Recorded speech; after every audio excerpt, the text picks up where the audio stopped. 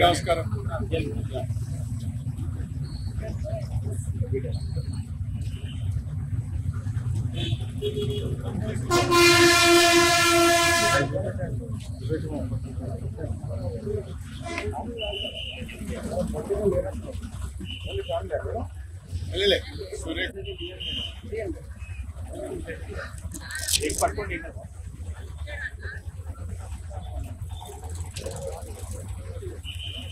అది పేపర్ ఇచ్చేసి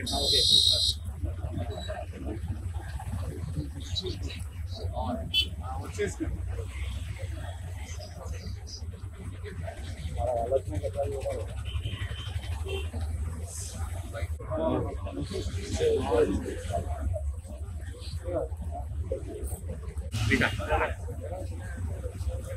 భయ్యా ముందుకు పోకండి భయ్యా, ఎవరు పోకండి.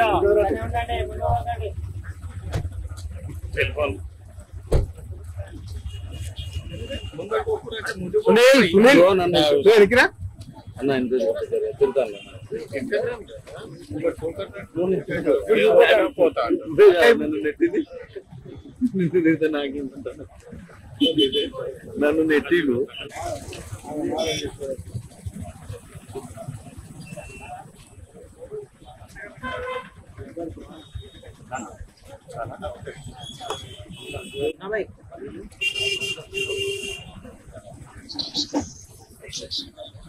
మినిస్టర్ గారు వచ్చారు.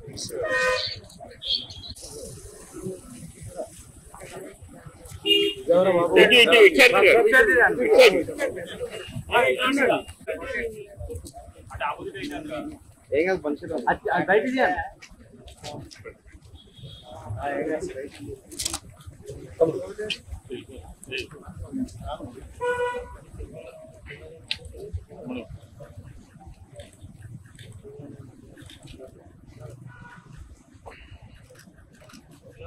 ఓకే రండి రండి.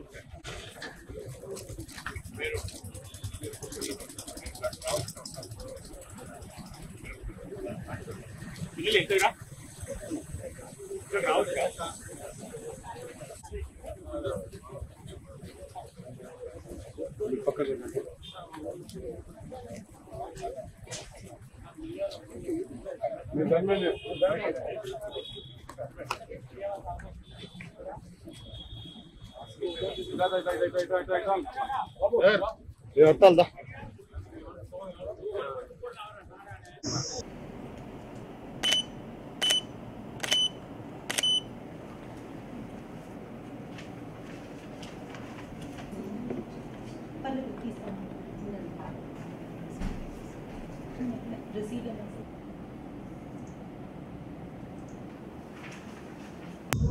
ఐదుగురా మేడం వెనకనే ఉంది మేడం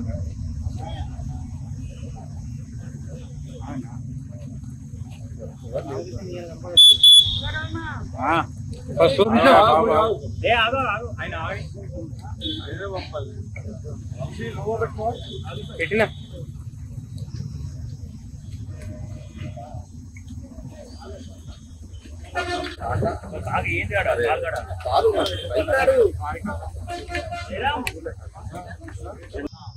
మీడియా మిత్రులందరికీ కూడా నమస్కారం.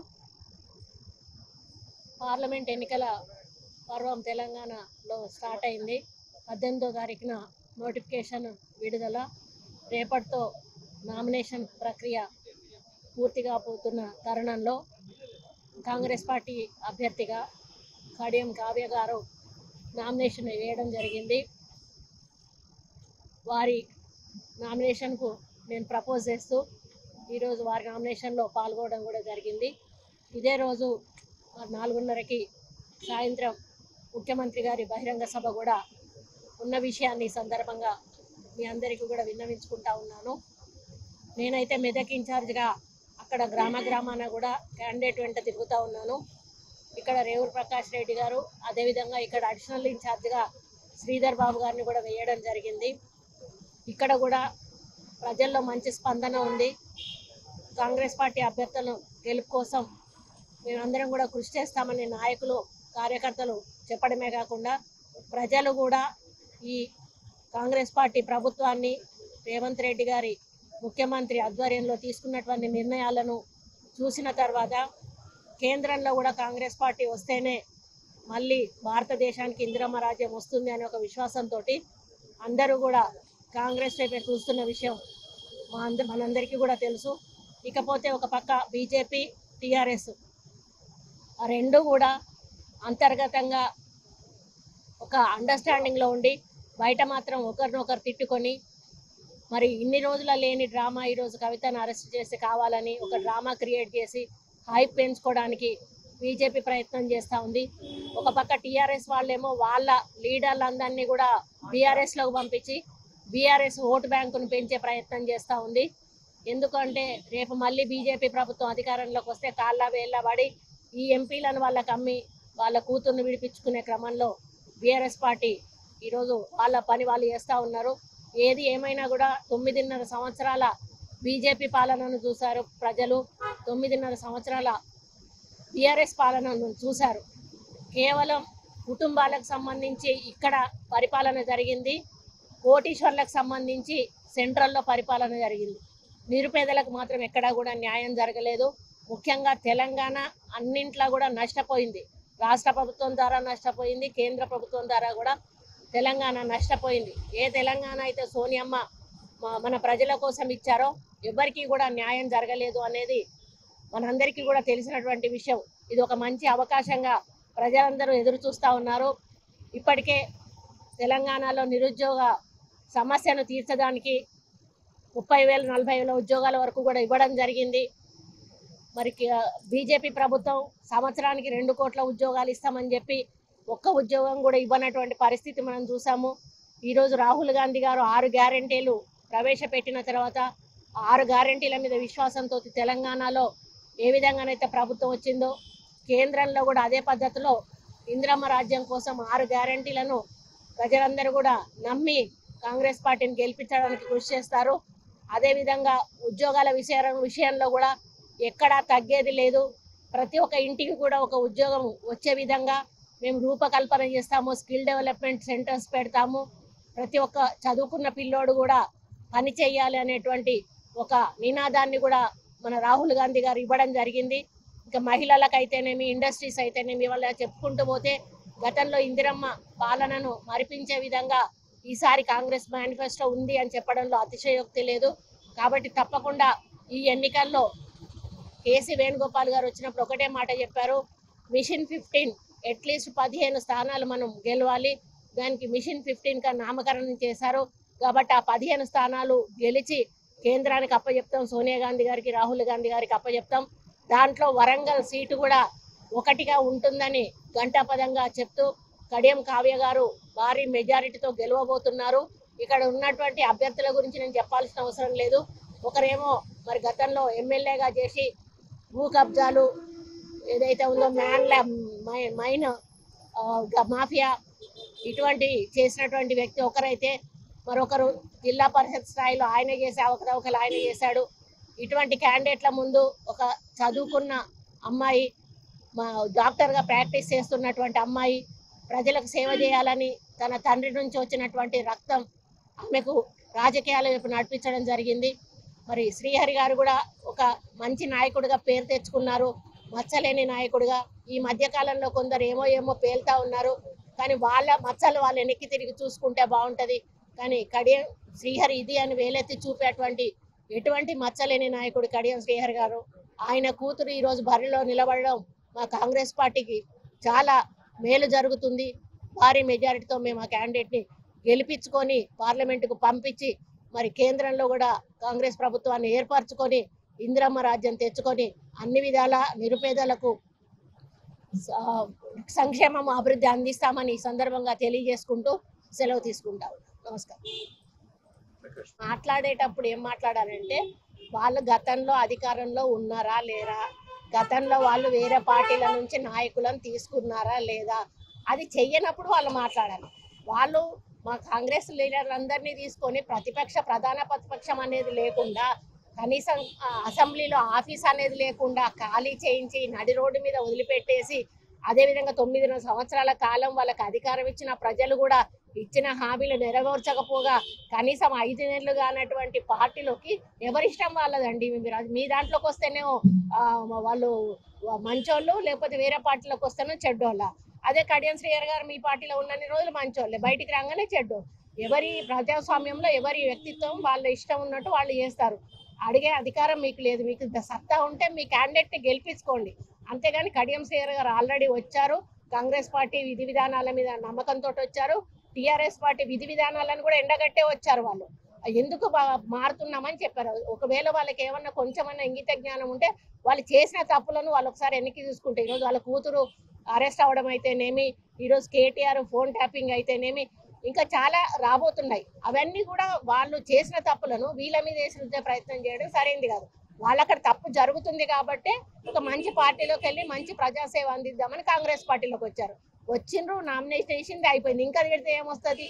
అది చాలా తప్పు. వాళ్ళ దగ్గర జరిగింది గతంలో, అప్పుడు ఎవరో మేము మాట్లాడలేదు, ఇప్పుడు ఆయన మాట్లాడడం చాలా తప్పు. ఎందుకంటే ఒక ఫ్రస్ట్రేషన్లో ఉన్నారు వాళ్ళు మొత్తానికైతే. ఆ ఫ్రస్ట్రేషన్లో ఇటు కేటీఆర్ కానీ అటు హరీష్ రావు కానీ ఏం మాట్లాడుతున్నారో తెలియకుండా మాట్లాడుతున్నారు. అందులో ఇదొకటి.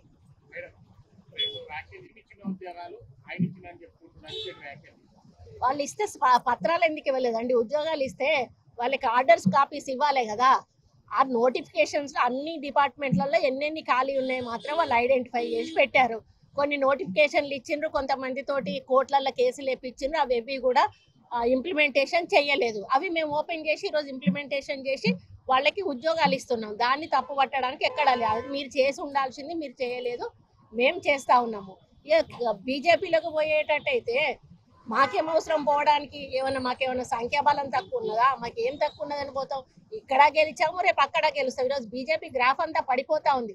అందుకే తెలంగాణ మీద పడ్డారు. ఇప్పుడు వచ్చి ఎక్కడైతే కాంగ్రెస్ పార్టీ ఎక్కువ సీట్లు గెలుస్తుందో అక్కడ పడ్డారు. ఇప్పుడు తెలంగాణ మీద కాన్సన్ట్రేషన్ ఉంది. నార్త్ సైడ్ అంతా కూడా ఇప్పటికే వాళ్ళకు పోయిందని తెలుసు. మాకు బీజేపీలోకి పోవాల్సిన అవసరం లేదండి. కాంగ్రెస్ పార్టీగానే ఉంటుంది. కాంగ్రెస్ పార్టీ గెలిచినా ఓడినా కూడా కాంగ్రెస్ పార్టీలోనే మేము ఉంటాం తప్పితే పార్టీ మరి బీజేపీలోకి పోవాల్సిన అవసరం అంతకంటే లేదు. అందులో మతతత్వ పార్టీ, మాది సెక్యులర్ పార్టీ. మతతత్వ పార్టీలోకి పోయి మేము ప్రజల మధ్యలో చిచ్చు పెట్టేటువంటి మనస్తత్వం కాంగ్రెస్ పార్టీది కాదు. ఎట్టి పరిస్థితుల్లో కూడా రేవంత్ రెడ్డి గారు బీజేపీలోకి పోరు.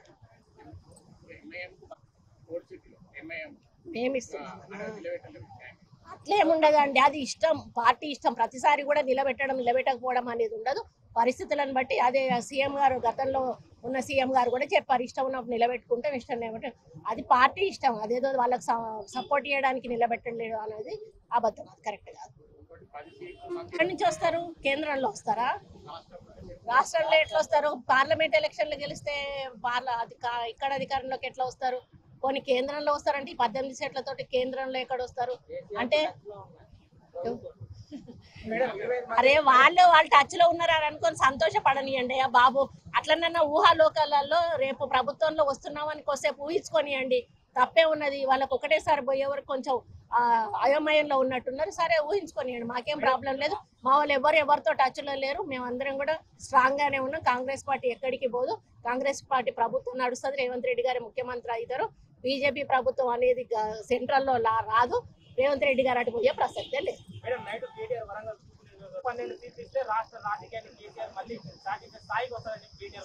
నా మీద ఛాలెంజ్ చేసాడు కదా. నేను 5 నెలలు అవుతాను. 5 నెలల్లో నేను ఎన్నిసార్లు ఏ కార్యక్రమాలు వచ్చిపోయినా నాకు తెలుసు. 9.5 సంవత్సరాలు వాళ్ళ నాన్న ఉన్నాడే, మరి వాళ్ళ నాన్న ఏ కార్యక్రమాలకు వచ్చాడు, ఎన్నిసార్లు ప్రజలను కలిశాడు, ఎన్నిసార్లు వచ్చి కార్యక్రమాలు చేశాడు, అదొకసారి మాట్లాడాలి. ఫస్ట్ మాది చూపించే ముందు ఒక్కసారి వెనక్కి తిరిగి చూసుకుంటే వాళ్ళ వైపు అన్నీ కనిపిస్తాయి. మమ్మల్ని ఎక్కడ విమర్శించడానికి వాళ్ళకి నైతిక హక్కు లేనే లేదు. కాంగ్రెస్ పార్టీ ఎప్పుడు కూడా ప్రజల మధ్యలో ఉండే పార్టీ, ప్రజల్లో ఉండే పార్టీ, ప్రజల కోసం పనిచేసే పార్టీ. నేను ఎన్నోసార్లు వచ్చాను, వెళ్ళాను. ఆయనకు బహుశా ఇంటెలిజెన్స్ వాళ్ళు లేరు కదా, రిపోర్ట్ సరిగా అందకపోయి ఉంటుంది. ఆయన అనేది పూర్తిగా అబద్ధం. నేను చాలాసార్లు కాన్స్టిట్యున్సీకి వచ్చాను. పెళ్ళిళ్ళు, పేరంటాలు, దేవుడి పూజలు అవి కూడా అటెండ్ అయ్యి వెళ్ళాను. నేను ఇంట్లో ప్రజలను కూడా కలిసినాను. అది చాలా అబద్ధం, సత్యదూరమైనటువంటి విషయం. వాళ్ళ తండ్రి 9.5 సంవత్సరాలు ఎవరిని కలిసిండ్రో ఒక్కసారి ఆయన దానికి ఆన్సర్ చేసుకుంటే చాలు. మా గురించి విమర్శించాల్సిన అవసరం ఆయనకు లేదు. ప్రజలకు మేమేంటో తెలుసు, మా నాయకత్వం ఏంటో తెలుసు.